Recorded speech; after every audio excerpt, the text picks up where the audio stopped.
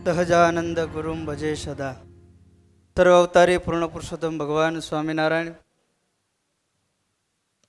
ચૈત્રી સમયાની અંદર ચાલી રહેલ હરિસ્મૃતિ કથાના વક્તા શાસ્ત્રી સ્વામી પ્રિયદર્શનદાસજી સ્વામી,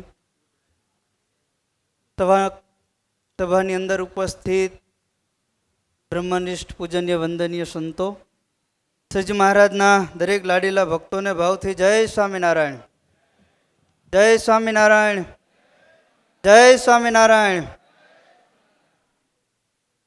ચૈત્રી સમયમાં આનંદ આવે છે. આનંદ આવે જ એનું કારણ હરિસ્મૃતિની કથા ચાલે છે. ખરેખર વાલા ભક્તો, આ હરિસ્મૃતિની કથા આપણને પ્રગટ અને પ્રત્યક્ષ ભગવાન આપણી નજર સમક્ષ હાજર થાય અને ભગવાને જે લીલા કરી છે એ પ્રત્યક્ષ લીલાનું આપણને દર્શન થાય, એ હરિસ્મૃતિની કથા છે.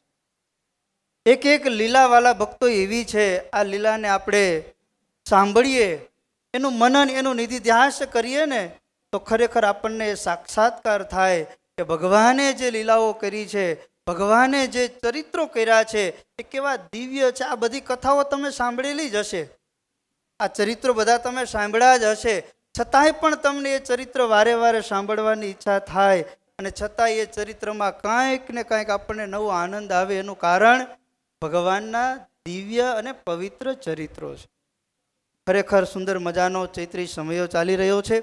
સમયની અંદર પૂજ્ય પ્રિયદર્શન સ્વામી ખૂબ સુંદર મજાની કથાનું અહીંથી શ્રવણ કરાવે છે.